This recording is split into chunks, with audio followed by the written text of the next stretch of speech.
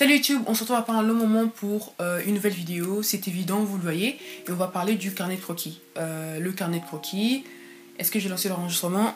Oui, j'ai lancé l'enregistrement parce que sinon il n'y aurait pas de son. Bref, du carnet de croquis, et je préviens que je vais en avoir une approche assez scolaire parce que si un carnet de croquis est un outil personnel, c'est aussi l'occasion, quand on est étudiant en art, de présenter son carnet de croquis comme un atout pour les entretiens d'admission aux grandes écoles ou en prépa artistique, ce genre de choses. Dans l'idéal, un carnet de croquis, c'est un laboratoire d'essai dans lequel on essaie d'être audacieux, d'expérimenter plusieurs choses, de varier les techniques, les mises en page, les échelles de dessin, les angles de vue, toutes ces choses pour essayer d'avoir un carnet qui soit intéressant plastiquement.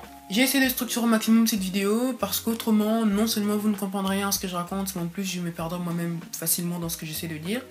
Et je tiens à préciser que je tire toutes ces astuces, tous ces conseils de mon année en mana, qui n'est pas encore achevée, mais mon année en mana quand même. Et donc vous pouvez avoir la certitude que je ne raconte pas complètement n'importe quoi. On va donc essayer de voir comment varier les techniques, comment varier les mises en page, les échelles de dessin, les angles de vue, les supports, varier les thèmes et on va voir en dernier les bonnes pratiques. Je vais mettre le sommaire sur l'écran. Bon, je me suis fait un grand pense-bête par contre parce que sinon je me perds complètement, donc j'ai peut-être souvent regardé en bas, mais je regarde juste mes notes, je regarde mes notes. La première chose que vous pouvez faire, et que j'ai fait aussi, pour essayer d'avoir un carnet de croquis plastiquement intéressant, c'est de varier les supports. Quand je dis varier les supports, j'entends pas par là dessiner sur autre chose que du papier. Vous pouvez, mais c'est pas le but. Vous pouvez par exemple agir sur la couleur du papier, le format du papier, ou vous intéresser au grammage aussi. Vous n'êtes pas obligé de dessiner sur une feuille A4 blanche, 95 grammes. Vous pouvez, pour la couleur, prendre du papier noir, du papier coloré, du papier craft. Pour la taille, vous pouvez prendre du A6, du A5, du A4 maximum parce qu'on parle de carnet de croquis, donc on monte pas plus haut. Pour le grammage, vous n'êtes pas obligé de vous cantonner aux 90 ou 95 grammes. Et je précise que c'est le grammage du papier sur lequel on imprime tout et n'importe quoi. Vous pouvez monter plus haut vers les 120, les 140, les 160, voire les 200 grammes, notamment si vous voulez faire de l'aquarelle ou de la peinture en général. Deuxième option, varier les techniques, c'est-à-dire varier les outils que vous utilisez. Laissez de côté votre petit crayon RGB et allez découvrir les outils qui vont vraiment vous permettre d'avoir des rendus plastiquement intéressants. Je pense notamment aux feutres, tous les feutres à pointe fine, Staedtler, Faber-Castell, Unipin, vous avez le choix.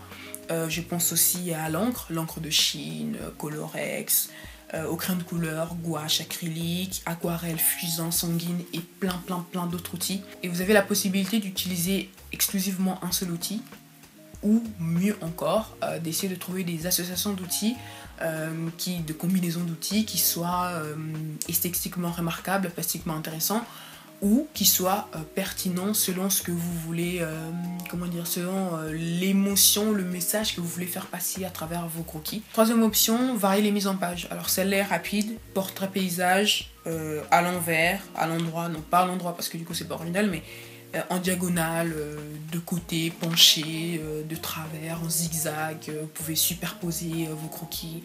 Ça c'est monnaie courante dans les carnets de croquis, vous êtes vraiment libre, il faut se sentir libre.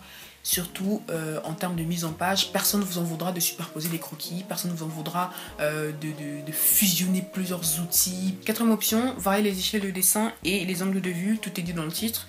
Donc vous pouvez faire un dessin pour les échelles de dessin, vous pouvez faire un dessin en pleine page ou jouer sur les vides justement. Vous pouvez créer un espace en laissant du vide. Vous n'êtes pas obligé de tout remplir non plus. Voilà, ça peut même parfois être intéressant de laisser respirer. Pour les angles de vue, je pense à la perspective, plongée contre plongée sur le côté, la partie pour le tout. On n'y pense pas assez, la partie pour le tout. Vous pouvez faire un dessin juste en traçant les lignes principales. Vous n'êtes pas obligé de toujours mettre tous les détails. C'est ça aussi l'expérience, c'est d'essayer de voir quelles sont véritablement les lignes principales pour qu'on puisse comprendre en fait. Qu'on puisse comprendre un dessin, pour qu'on puisse créer un espace tridimensionnel sur une surface plane, parce que votre papier est plat, vous voyez. Donc vous devez, sur une surface plane qui est blanche, créer un espace tridimensionnel. Quand vous dessinez un personnage, par exemple, vous pouvez faire bien sûr un personnage sur pied, mais vous pouvez aussi le faire, juste dessiner son profil, ne pas seulement dessiner son visage aussi, par exemple dessiner les mains, le cou, les seins, la poitrine, les pieds. Voilà, essayer de dessiner des pieds expressifs, des mains expressifs. Cinquième option, varier les thèmes. choisir un thème, ça peut être utile pour certains et contraignant pour d'autres. Mais malgré tout, avoir un thème, pour moi, ça peut quand même être très utile parce que ça permet notamment de varier les croquis qu'on fait. Parce qu'on fait beaucoup trop souvent des personnages. Et si on choisit le thème de la nature, par exemple, et ben on se dirigera plus vers tout ce qui est végétation, tout ce qui est animal. Mais avoir un thème, c'est aussi se donner l'opportunité, je dirais, de penser l'ensemble. Et non pas seulement de faire des petits dessins isolés, mais en fait de faire des grands paysages et des grandes compositions, en fait, des mises en situation qui nous forcent à mieux penser justement la composition et la mise en page. Quelques exemples de thèmes, je l'écrirai sur l'écran.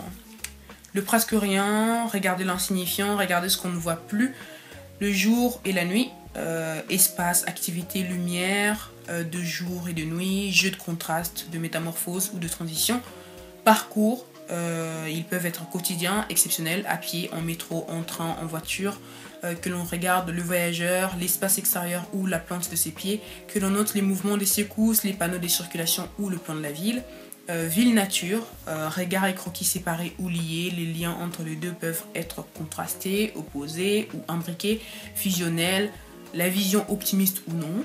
Vide-trottoir, à la fois l'espace architectural et la vie qui s'y déroule, les sols et les dépôts au sol, les pieds, les personnes, les animaux, les vitrines, les caniveaux, les véhicules, les flaques, les déchets, échange et communication, les gens qui conversent, leurs conversations, les lieux d'échange, les modes graphiques transcrivant les échanges, les supports de communication, l'écrit dans la ville, l'affichage, la typographie, l'épigraphie. Et je ferai une vidéo à part sur le carnet thématique et je vous présenterai un des carnets thématiques que je tiens. Et j'essaierai d'en parler plus en détail. Et on finit avec les bonnes pratiques. Juste deux choses que je tiens à partager dès maintenant. Je ferai une vidéo spécifique là-dessus. Mais juste deux choses. Je ne vais pas vous dire fais pas ci, fais pas ça et vous donner des ordres. Mais il faut essayer de ne jamais arracher un croquis. Voilà, donc quand vous faites une erreur, c'est une erreur, mais plus encore, c'est un accident qui peut donner lieu à quelque chose de beaucoup plus créatif. Oui, voilà, faut juste essayer de transformer tous vos loupés en quelque chose de beaucoup plus créatif. Et non pas arracher ça rageusement en se disant « Ah, je ne saurais jamais dessiner, oh non, je jette ça à la poubelle ».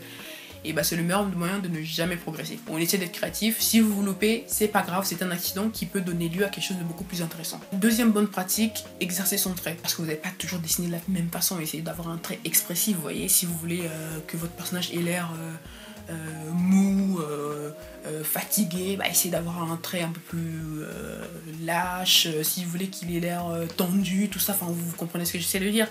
Mais après vous pouvez aussi travailler votre trait de façon, de manière très plastique, très scolaire, en faisant par exemple un trait continu, des doubles traits, des triples traits, des quadruples traits, pour essayer de voir ce que ça rend aussi visuellement. Donc si vous avez des croquis qui peuvent être des exemples pour toutes les choses qu'on a vues ici, varier les techniques, les mises en page, les angles de vue, les échelles de dessin, varier les thèmes, voilà, si vous avez des dessins qui soient particulièrement pertinents pour une de ces choses-là, vous pouvez m'envoyer ça par mail, par réseaux sociaux. Ça va me servir d'archive en fait pour les prochaines vidéos. Et donc on pourra montrer ça pour exemple et vous serez évidemment crédité. Je vous retrouve la semaine prochaine sûrement pour une prochaine vidéo. Bisous.